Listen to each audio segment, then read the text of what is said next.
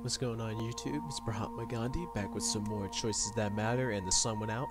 And before I started recording, I watched a lot of ads. A lot of ads. So I have 64 choices to be making before I gotta watch more ads. So without further ado, let's just get right into it. When we left off, we finally found Chrissy, who was living at an ex's place, and we learned that she freaking cheats on people. that is just that's not good. No, don't do that. And now we're going to go after Jonathan instead of doing our job. So let's get right into it. Modi, have we got anything from facial recognition? I'm sorry, teacher. The company has other operations that take precedence. I have not yet been able to run Mr. Jonathan's face through facial recognition. I sighed so much for that. Dang it! Computer, we need a computer. 15 minutes later, I was seated at a coffee table with Tommy's high-powered laptop. I plugged Modi into the USB slot and waited until the two systems were linked. Modi pulled up the most relevant sites in relation to Jonathan while Chrissy made us coffee. Then, I started shifting through what I could find. First, Modi showed me the bio page from the 100th Day website where Jonathan was heralded as a prophet. Oh, if he's the prophet, then I'm the Queen of England. Apparently, the cult had been known as Awakening before the Sun's incident. Jonathan founded it several years ago. The name changed when Jonathan had a vision that after 100 days with the sun, we would be thrown into darkness again. Coincidence? The sun did go out after around 97 days after all. He didn't get 100 though. The second page Modi showed me was much more mundane and interesting. It was an accounting firm's description of its employees. Oh, is he an accountant? Jonathan had a picture next to his name and a short description that included the words studious. He's an accountant. I frowned, showing the page to Chrissy. I believe it, she admitted, looking over the webpage. So he's an average Joe who started a webpage and fell into a cult, I asked, confused. Sharon shook her head. That doesn't explain how he knew the sun would go out again after 100 days. It was close enough to count. That was also true. Well, he's an accountant. Accountants know math. So how do we find him? Chrissy asked. He'll be looking for Chrissy. That's where we start. Start at hotels. He has a visitor. He won't have a place to stay. Ooh. Well, yeah, he'll be looking for Chrissy, though. Chrissy put together a list of places where Jonathan might have thought she would be. Sharon and I spent the next 30 hours searching out these places. Chrissy was left at Tommy's house. There was no point putting her in harm's way when we knew he was looking for her. We took the photograph and Chrissy's painting of Jonathan with us and showed them to a few people in those areas, storekeepers, hotel receptionists, and the like. However, either Jonathan was too careful or he hadn't been in any of those places. Oh god, by the time we got back to Sharon's friend's apartment, we were cranky, tired, sweaty, and no closer to finding Chrissy's kidnapper. Sharon wandered into the kitchen to call Chrissy, while I went to the bathroom to wash my face. It had been a long day. Just as the water touched my face, my phone rang. Oh no, Delores. It's Miss Montague. Fuck. No, we just started. Sighing, I readied myself to lie through my teeth and picked up the phone. Delores, I assume you have an out for me with the police. I started hoping to get her on the back foot. Well, I would if you actually had an issue with the police. Damn it.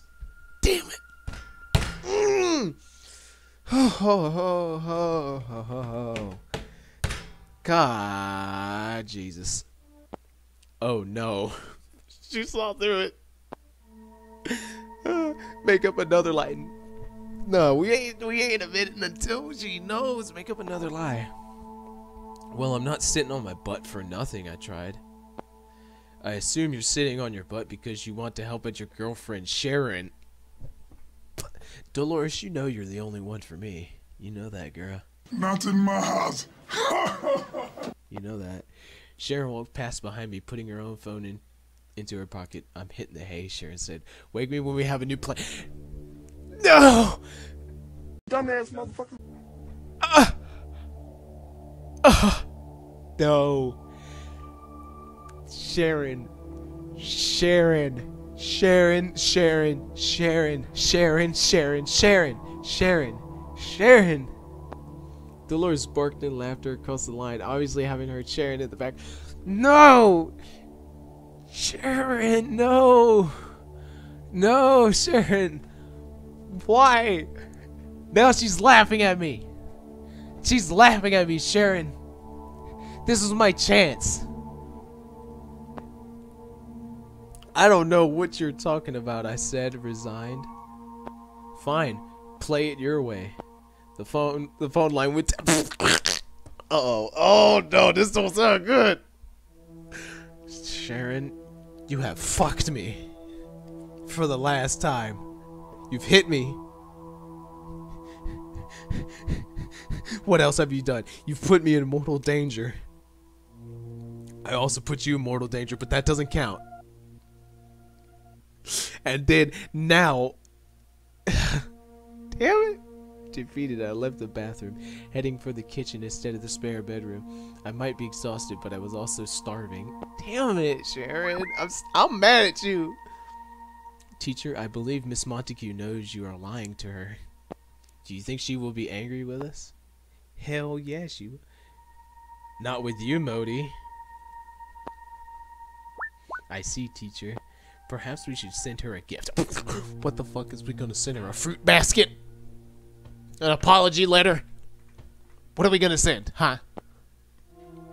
I sighed, turning the gas off the oven and pulling out the frozen pizzas I had found.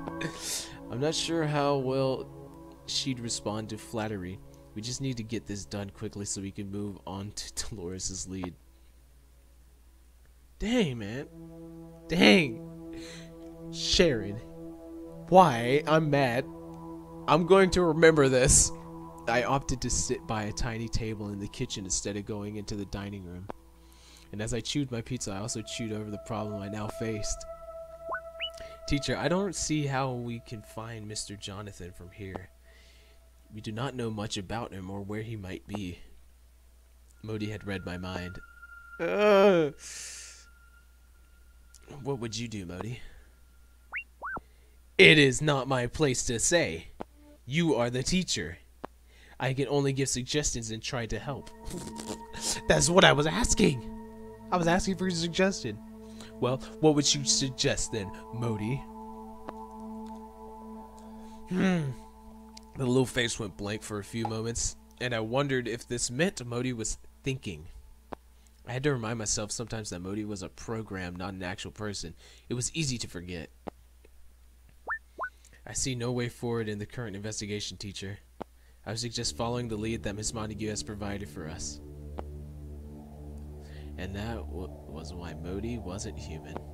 A person wouldn't give up on something like this so easily. I knew I couldn't. Finishing with the pizza, I washed the dishes and headed to bed once more. Dolores is gonna call me again, I bet. She's gonna be like, hey, I'm gonna help you out with the police, and then she's gonna call the police and have them sent to me.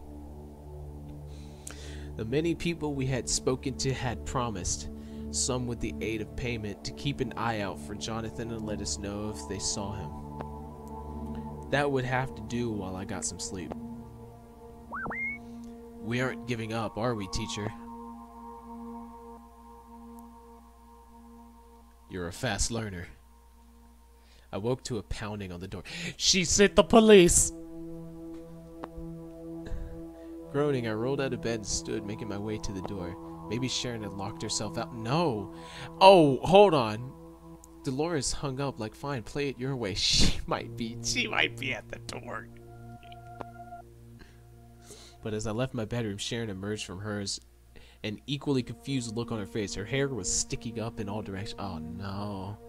She just woke up. Oh no, no, no! Someone, who is at the door? It's Jehovah's Witness.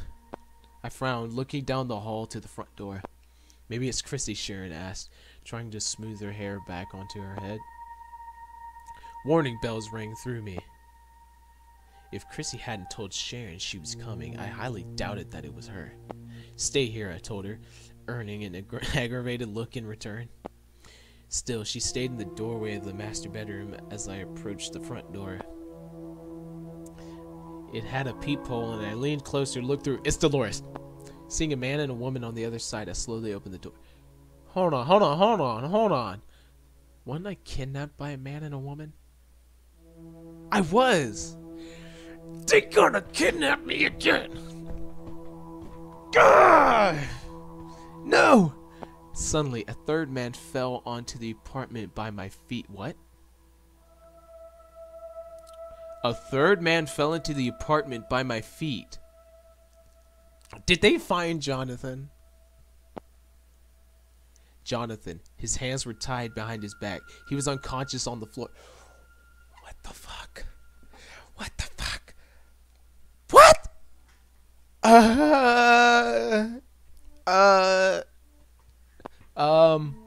I looked up and the two people who had brought him. Courtesy of Delores Montague, said the female as they turned to leave. Oh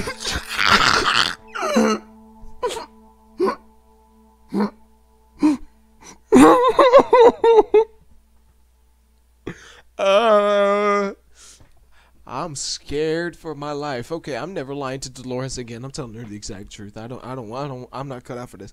Maybe she was the one that had me kidnapped. Chase the kidnapper.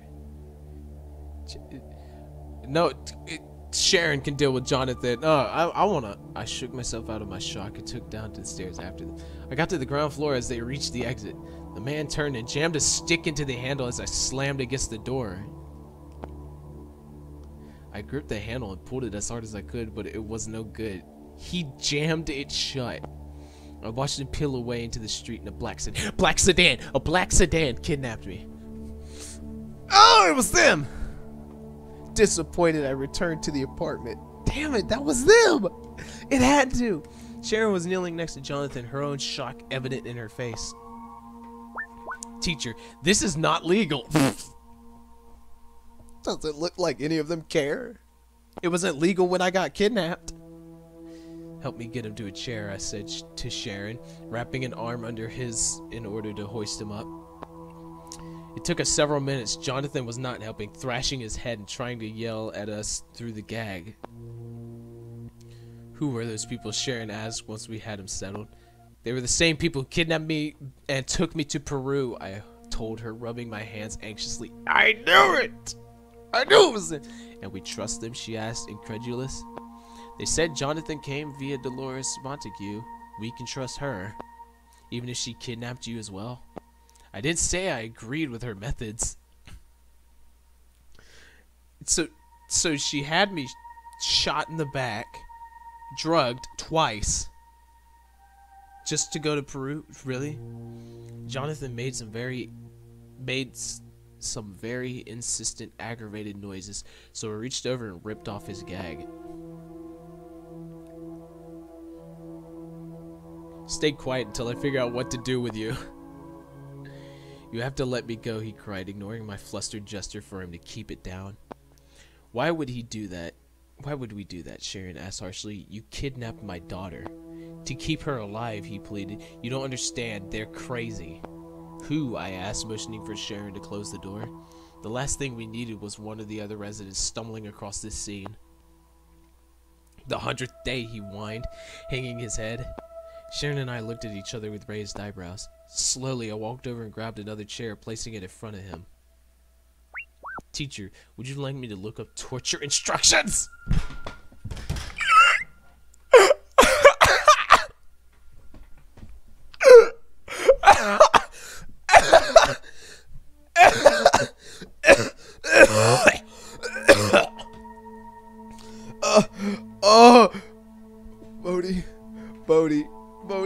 Bodhi, hold on, no. I need to turn on a fan. man. Jesus Christ, that laugh made me start sweating. Oh, Jesus.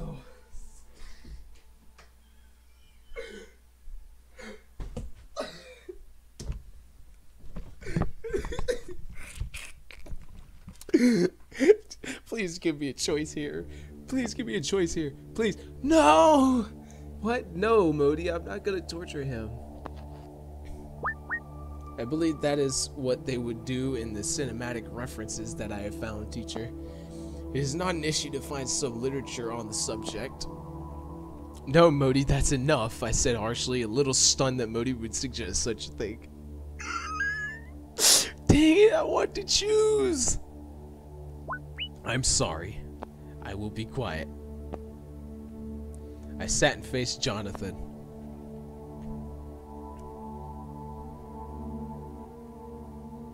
What do you mean the 100th day? That's you. That is him. Man.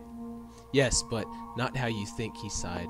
Sharon hit him, startling me. I jumped up to grab her, dragging her away from Jonathan. You took my daughter. Exactly how is that not what we think? Sharon, you need to calm down, I said, straining to hold her back. We need to hear what he has to say.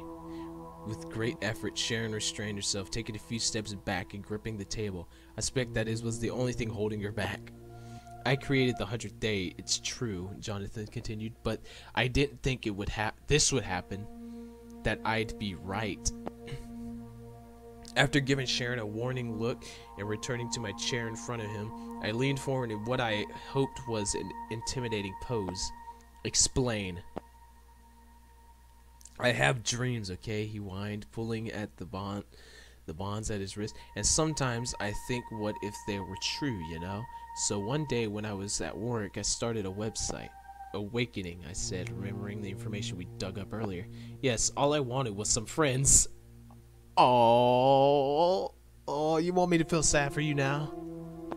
Sharon scoffed, trembling with anger. Pathetic. Sharon, I warned, a picture painting itself in my mind.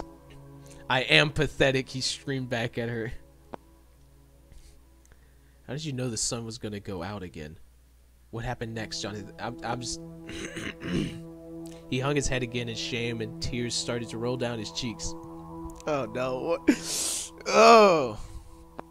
Why are you crying? You have an email from Miss Montague, teacher. Oh, no. What does it say? Did you get my gift? I shook my wrist lightly, knowing that Modi would understand it as a signal that I had read the message and would take care of the matter later. Oh! Jonathan breathed deeply and continued to talk. I had a few followers on Awakening, but nothing like this. When it first happened, I had a dream that it would happen again in 100 days. He looked up at me ashamed. It was perfect, he whispered. I knew people all over the world were freaking out. My website would get so many more hits, so I changed the name and started preaching. And you didn't think about what that would do to the vulnerable reading it? Sharon demanded, Jonathan's tears having no effect on her. I didn't think anyone would believe me. But then the hits started racking up and people started messaging me, sending me things, praying for me to go on trips. He closed his eyes, a painful bliss on his face. They loved me, and I was drunk with it. But then it got too much, I concluded, rubbing the back of my neck. They became fanatical, he explained. I made a post about how the golden shine of the sun fell over my eyes, and next thing I knew, people were wearing golden contacts. One man even had laser surgery. Oh, hell no. When did the killing start? Tell me about the dreams.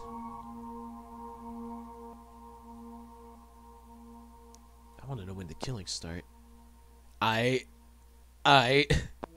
He broke down for a moment, and Sharon once again scoffed, this time turning and leaving the room. She was obviously still angry. Stop crying, you little bitch. Regaining his composure somewhat, he continued. I don't know, really, he sniffed. When I first started hearing reports, I didn't think anything of it. It couldn't be connected to me. But then they started sending me photos, he croaked, horror filling his expression. They were proud and wanted to prove it to me. That must have been hard, I said, feeling pity for him. I tried to stop it, but by then it had gone on too long, he explained. It spiraled out of control. And that's why you took Chrissy and came with her to Australia? He sniffed again. If it was with her, they would dare kill her. Not outright. In the other room, I could hear Sharon on the phone. I hoped she was talking to Chrissy, otherwise I'd soon have the police knocking on the door.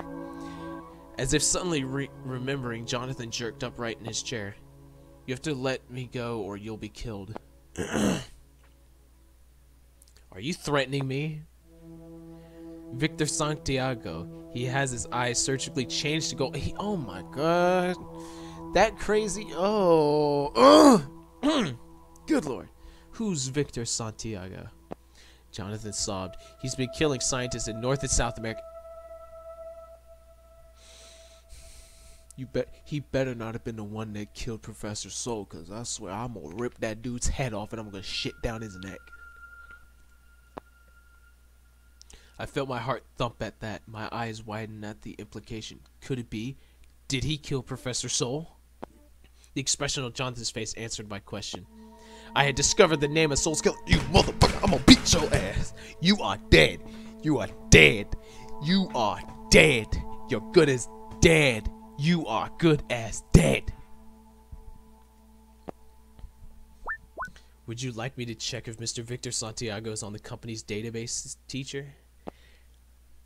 Yes, Modi, do that. Also, message Delores everything we know about him. She might be able to track him down. Sharon came back in the room and Jonathan started struggling in earnest.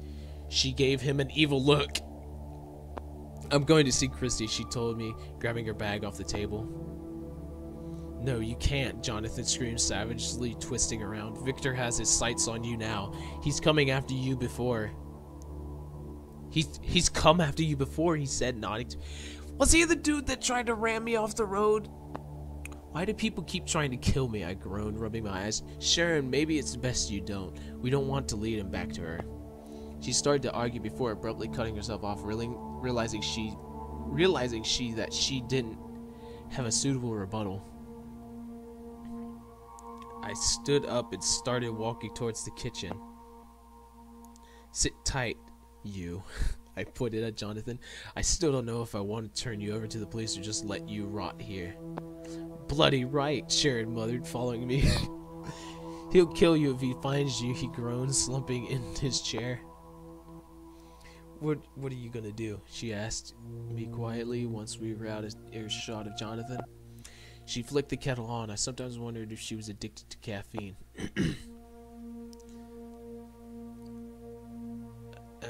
I need to read this email. Yes, teacher. It reads, I hope you enjoyed the package I had delivered to you. The sooner you're done, the sooner we can get back to work.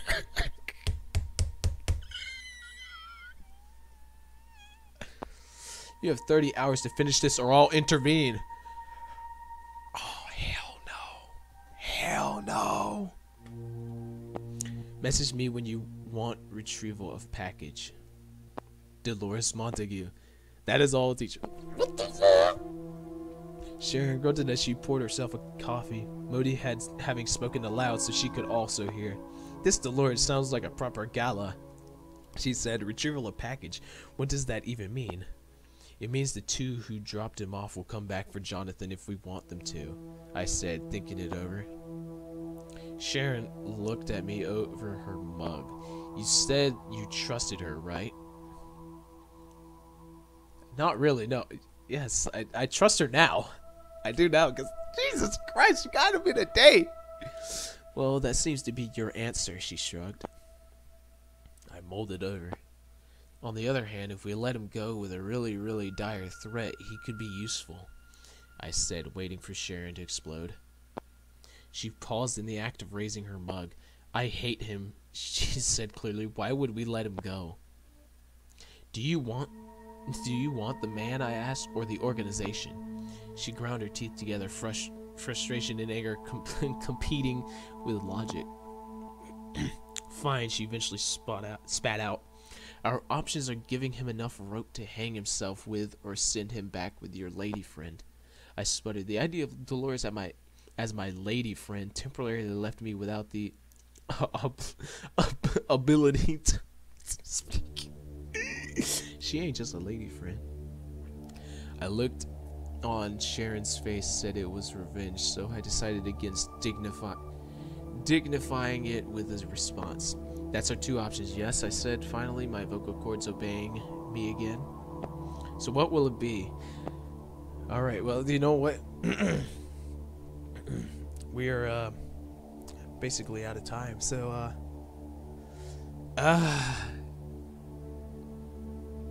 I'm gonna let Delores have him. I'm gonna just let Delores have him. So I'm gonna call that the end of the video.